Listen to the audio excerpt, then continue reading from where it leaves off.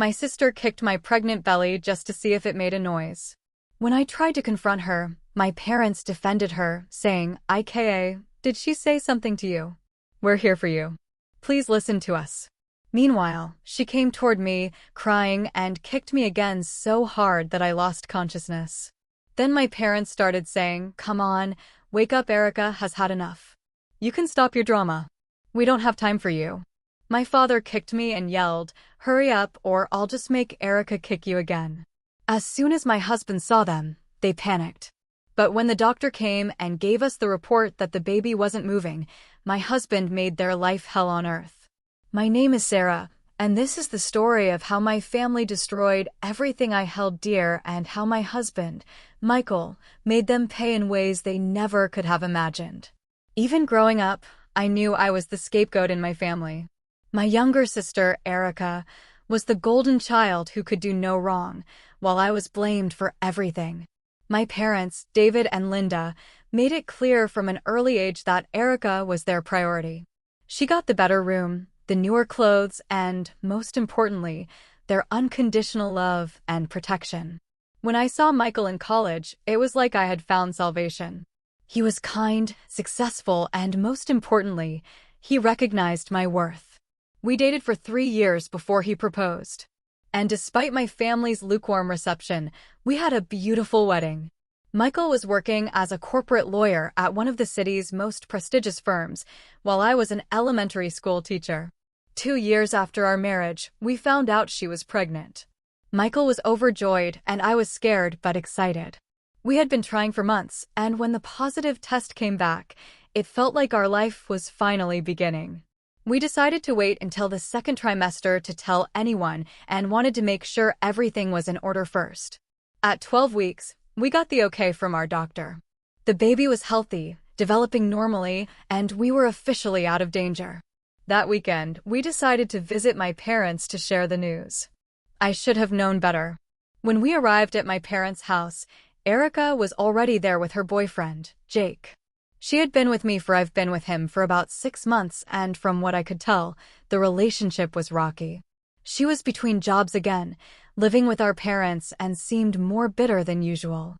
Well, look who decided to grace us with her presence," Erica said as we walked through the door. She was slouched on the couch, scrolling through her phone with that familiar look of disdain she reserved just for me. "Hello, Erica," I said, trying to keep things civil. "Mom, Dad, we have some exciting news to share." My parents looked up from the kitchen where they were preparing dinner. Mom wiped her hands on her apron and came over, followed by Dad. "What's the news, honey?" Mom asked, though her attention seemed split between me and what Erica was doing on her phone. "We're having a baby," Michael announced, throwing his arm around my waist with the biggest smile I'd ever seen. The reaction wasn't what we expected. Mom's face lit up briefly, but then she looked at Erica, whose expression had darkened. Dad cleared his throat uncomfortably. This is wonderful, Sarah," Mom said, but her voice lacked enthusiasm. "How far along are you?" 12 weeks, I answered, instinctively placing my hand on my still small belly. "Everything looks perfect. The doctor says the baby is healthy and developing exactly according to plan." "And you're only telling us now?" Dad asked, frowning. "Don't you think your family should have been the first to know?" Before I could answer, Erica suddenly got up from the couch. "Wait, you mean you're really pregnant, so there really is a baby inside?" She came toward me with this strange expression on her face, somewhere between curiosity and something darker. "Yes, Erica. That's how pregnancy generally works," I said immediately, regretting the sarcastic tone. I knew better than to provoke her. Without any warning, Erica reached out and jabbed her finger hard into my stomach. Doesn't look like much. Are you sure there's actually something alive in there?" "Erica," Michael stepped forward, his voice sharp. "What are you doing?" "I'm just curious," she said in that innocent voice she always used when she was about to do something terrible. "I mean, how do you even know if it's alive? So it's making noises or something." Before anyone could react, Erica pulled her leg back and kicked me right in the stomach. Not hard enough to knock me over, but hard enough to make me writhe in pain, gasping for air. "Erica," I screamed, clutching my stomach. "What the hell is wrong with you?" Michael immediately came to my side, his face red with anger. Are you crazy? You could have hurt the baby, but instead of caring for me, both my parents immediately turned to Erica, who had started crying crocodile tears. Erica, honey, everything is fine. Old mom by her side. Did she say something to upset you? We are here for you. Please listen to us. She was mean to me, sobbed Erica, playing the victim perfectly. She always talks to me like I'm stupid. I was just trying to understand something about the baby, and she became totally sarcastic with me. Sar, you know how sensitive your sister is, said Dad in a stern voice. It wasn't meant to hurt her like that. She kicked me, I cried, still holding my stomach. She deliberately kicked me in my pregnant belly. It wasn't hard, Erica whimpered. I was just playing around. She makes such a drama about everything. I couldn't believe what I was hearing. My sister had just attacked me while I was pregnant, and my parents were comforting her. Michael looked like he was about to explode, but I touched his arm, trying not to let the situation escalate further. Look, let's just forget about this, I said, even though my stomach still hurt. I'm fine, the baby's fine, and we came here to share good news, but Erica wasn't done yet. Through her fake tears, I could see that familiar spark of malice in her eyes. I still don't understand how you know if it's alive, she said, assuming that innocent tone again. I mean, it's too small. Maybe if she suddenly lunged at me again, kicking me much harder in the stomach this time. The force of the kick sent me staggering backward, and I lost my balance, hitting my head hard on the corner of the coffee table as I fell. The last thing I remember was the sharp pain in my skull and Michael screaming my name.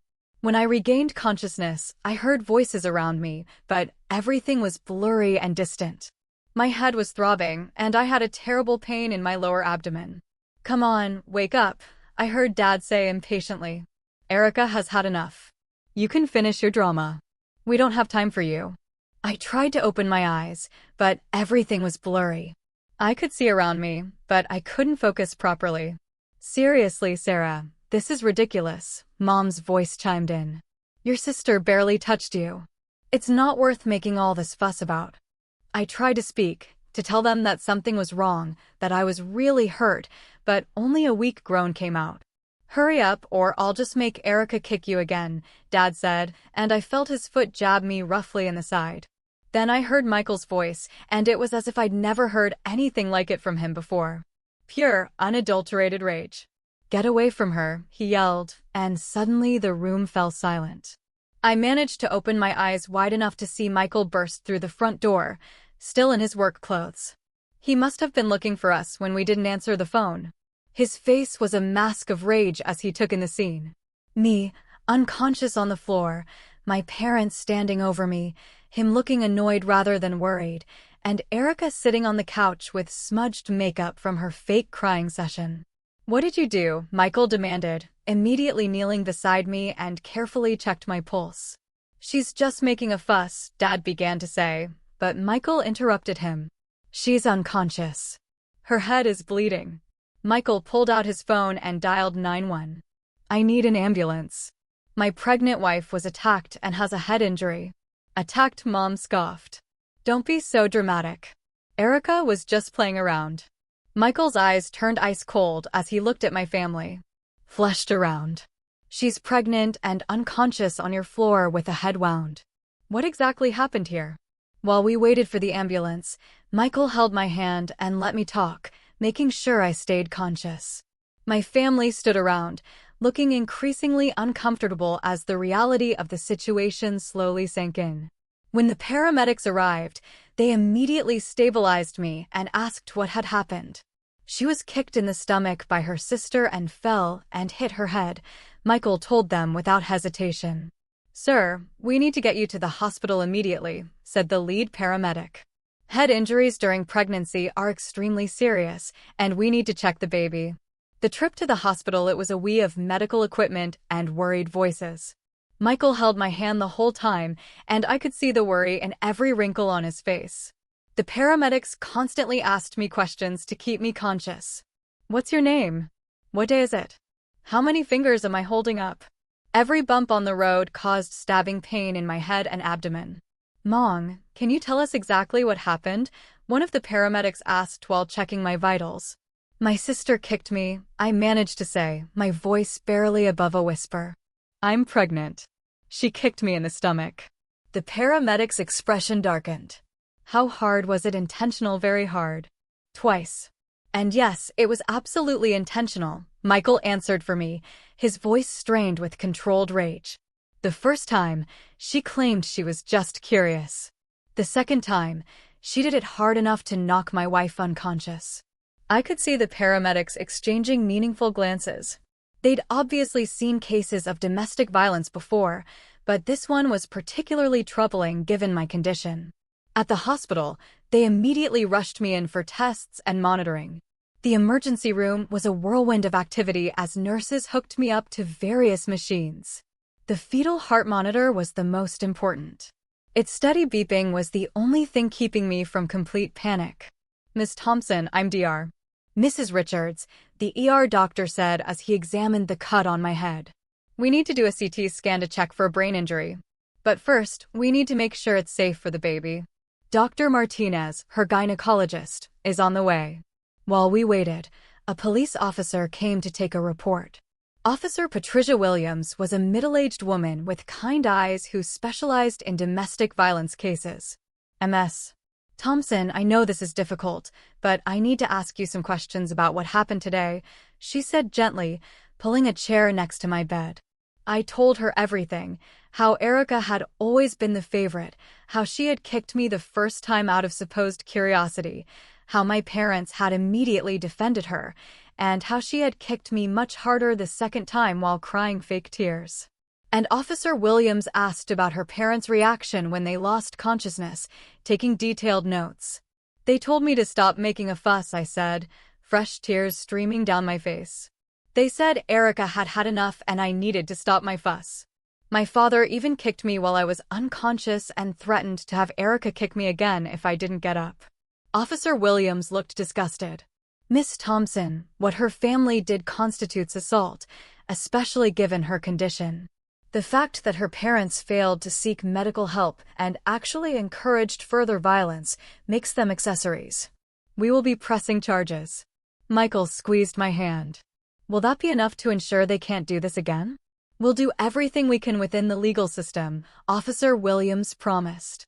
But I have to be honest, sometimes domestic violence cases are difficult to prosecute, especially when the perpetrators claim it was just a misunderstanding or an accident. That's when I saw that look in Michael's eyes again, the cold, calculating expression that meant he was already planning something far beyond what the legal system could offer. Dr. Jennifer Martinez, my gynecologist, arrived within the hour. She was a woman in her 50s whom I had trusted completely over the past few months. Her expression was serious as she examined me. Sarah, I have to be honest with you, she said gently.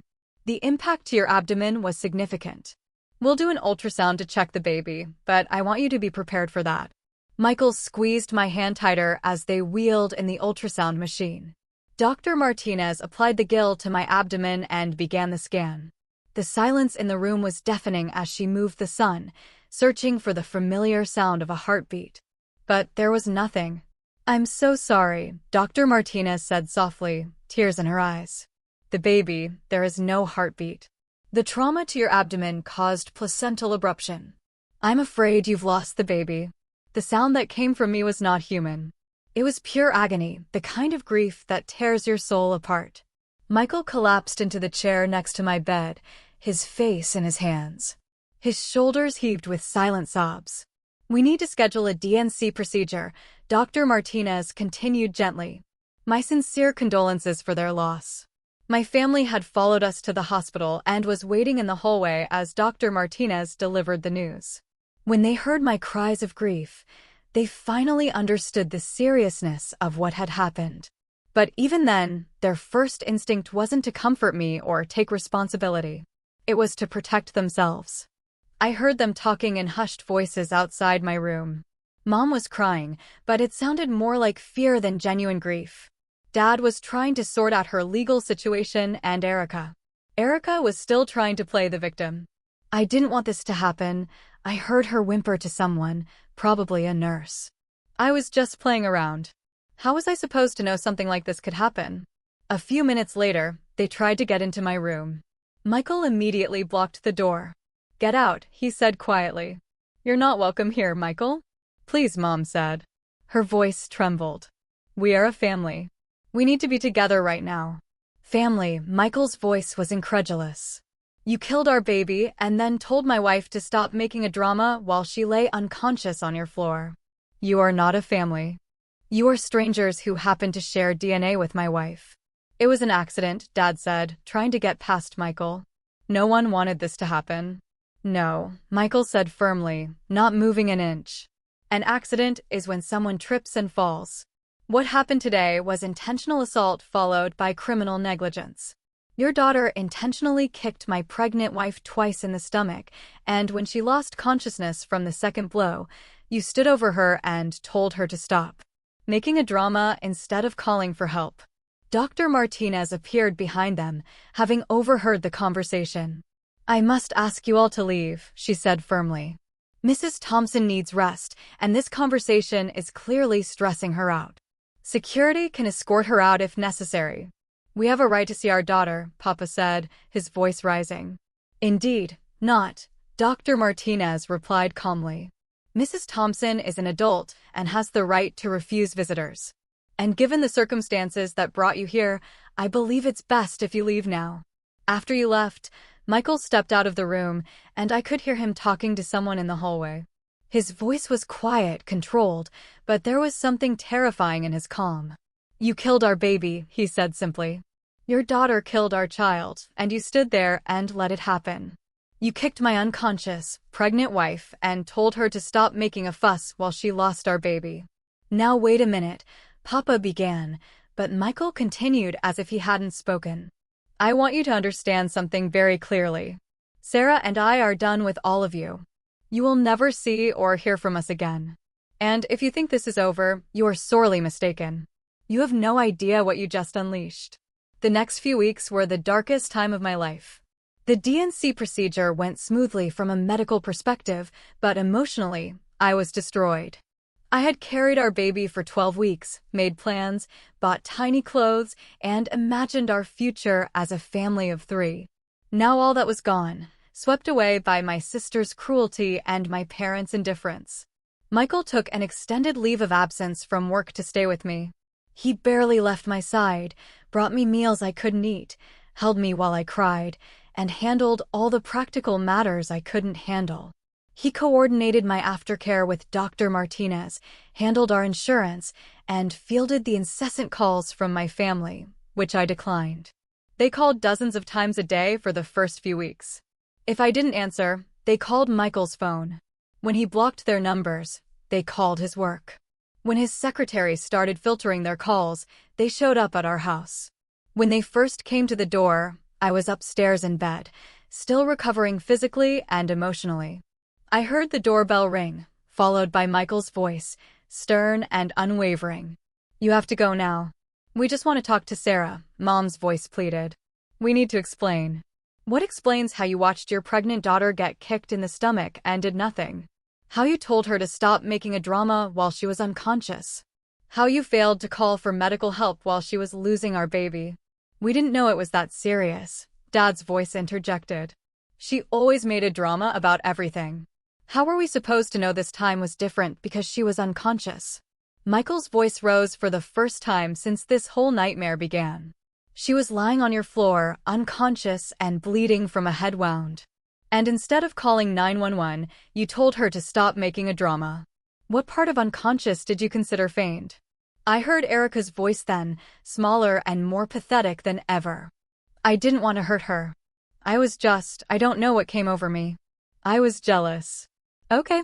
She always gets everything, and now she was having a baby, and Jake and I've been trying for months without success." I just freaked out. "You were trying to get pregnant." Michael's voice was deadpan.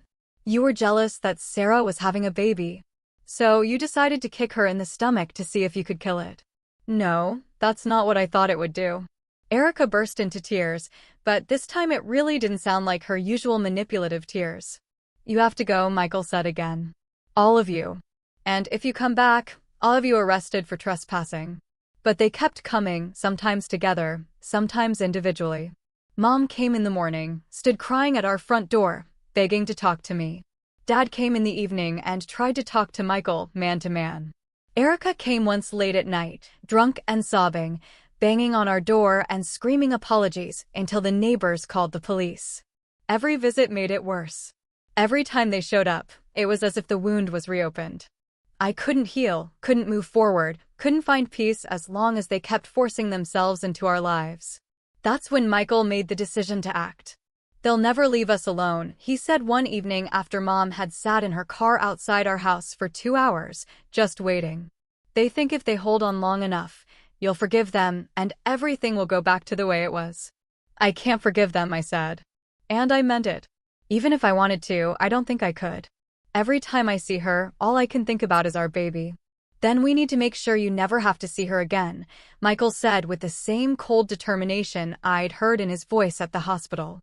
"And we need to make sure you understand that actions have consequences." The next day, Michael went back to work for the first time since the incident. But instead of diving back into his regular workload, he had a different agenda. He called his friend Robert Chin, who ran the most successful private investigation agency in the city.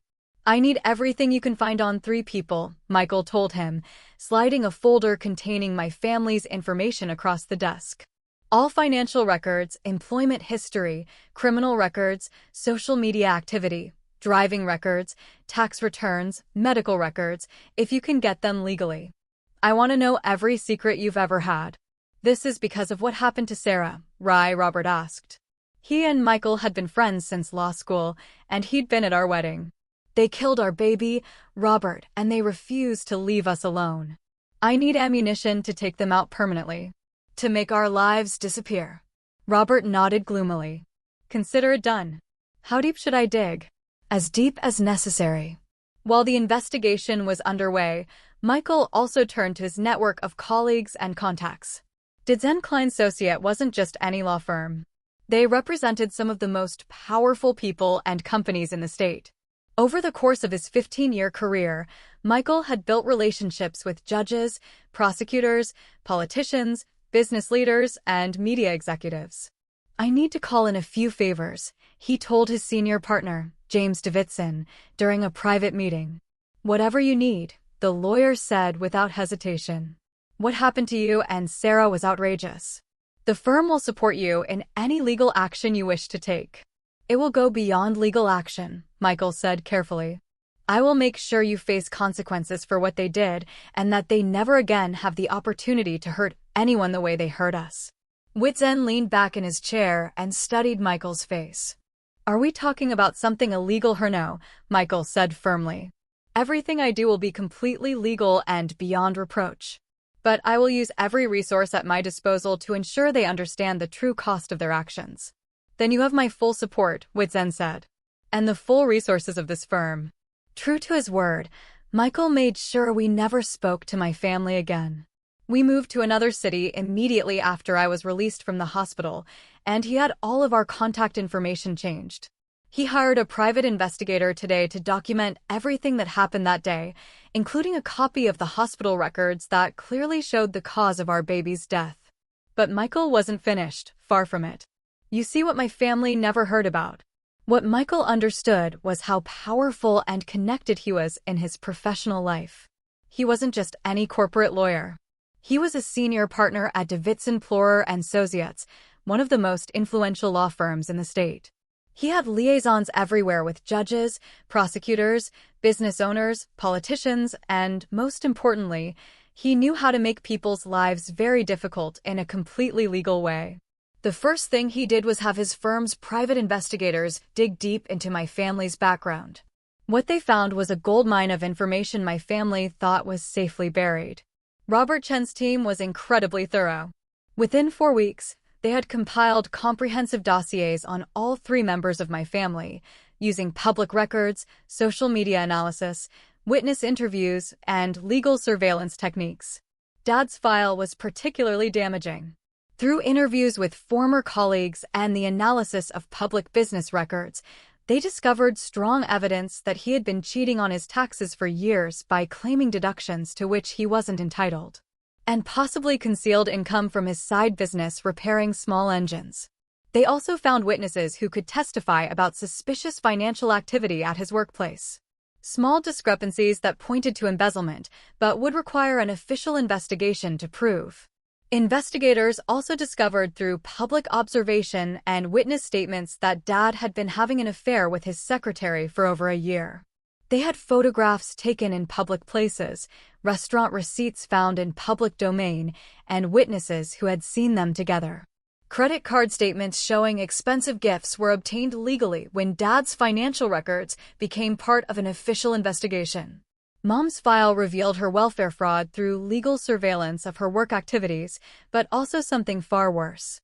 Through interviews with her clients and the analysis of pawn shop records that became available during the official investigation, they found evidence of jewelry disappearing from homes where she worked. Investigators found pawn shop records showing Mom had sold several expensive pieces of jewelry in the past 6 months.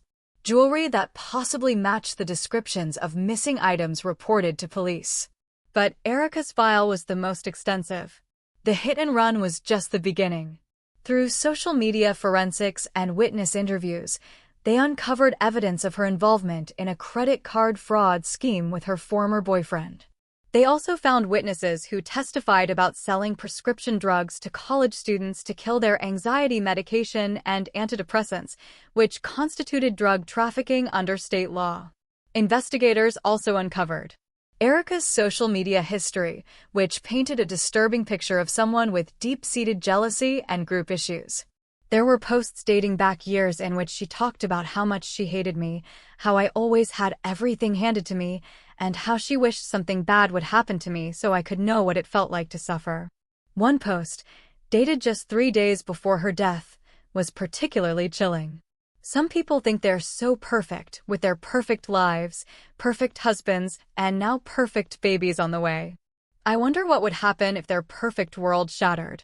Would they still be so complacent? Michael's first step was extensive documentation and strategic pressure. Using his firm's resources and legal connections, he began building cases that would trigger official investigations. His team compiled evidence packages that included publicly available records, legally obtained witness statements, and documented patterns of interest to various regulatory agencies. For the IRS case, they focused on discrepancies in Dad's publicly filed business licenses compared to his tax obligations. For social services, they documented Mom's work activities through legal surveillance and witness statements. For the police case against Erica, they canvassed businesses near the hit-and-run scene and found several that still had security footage from 6 months earlier. But Michael was just getting started. Dad worked as a manager at a mid-sized manufacturing company called Precision Tools Incorporated. Michael made some calls and discovered that the company was indeed involved in some questionable safety practices that violated OSH regulations. An anonymous report was filed, and when the OS came to investigate, they found numerous violations. Papa, the manager responsible for safety compliance, was fired and faced personal fines that nearly bankrupted him. Using his connections in the legal and business worlds, Michael carefully orchestrated a campaign of professional repercussions. Although he couldn't blacklist anyone directly, he was able to ensure that Papa's legal troubles became known in industry circles. If potential employers conducted background checks or made informal inquiries, they would discover the embezzlement allegations, tax problems, and workplace safety violations. In a tightly knit industry where reputation mattered, this effectively ended Papa's career prospects. Michael also ensured that Papa's affair became public knowledge. He had copies of the evidence sent anonymously to Mama, along with photos and documentation of every hotel visit, every expensive gift, and every romantic dinner. The package arrived on their wedding day with a note that simply read, "Your husband has been cheating on you for over a year. He plans to leave you once Erica is taken care of. You deserve to know the truth." The destruction of Dad's marriage happened quickly after that. Mom threw him out within days, filed for divorce, and demanded half of everything. But with Dad's mounting legal troubles and his diminished ability to work, there wasn't much left to share. Mom lost her disability benefits and had to repay 3 years of fraudulent claims, nearly $85,000 she didn't have. But Michael wasn't content with just letting her get away with financial penalties. He made sure the family she had stolen from was contacted and informed of the jewelry thefts. 3 separate families filed charges, and when the pawn shop records were subpoenaed, the bullet against Mom became airtight. The media attention was particularly brutal for Mom. "Disabled woman caught in triple fraud scandal" was the headline when her case went to court. The story detailed how she had collected disability benefits while working illegally and stole from the family who trusted her. The photo they used showed her being led away in handcuffs, and it was widely shared on social media with comments about how disgusting it was to steal from people who had welcomed her into their homes. With Dad unemployed and having his own financial difficulties, and Mom unable to work legally due to her criminal record, they had to sell their house and move into a small apartment in a rough part of town. The house they had lived in for 23 years, where Erica and I grew up, was sold at a loss to pay legal fees and restitution. Erica was arrested for a hit-and-run and faced charges of assault with a vehicle and leaving the scene of an accident. The victim broke her leg and spent months in physical therapy, unable to work. The security camera footage was crucial. It clearly showed Erica's car striking the pedestrian and then speeding off without stopping. Investigators had located 3 businesses near the accident scene that retained footage dating back 6 months, providing multiple angles of the incident. With her previous minor offenses, she faced serious prison time. But Michael wasn't done with her yet. He had his investigators dig deeper, and they discovered that Jake, Erica's boyfriend, was dealing drugs. Michael made sure this information reached the police.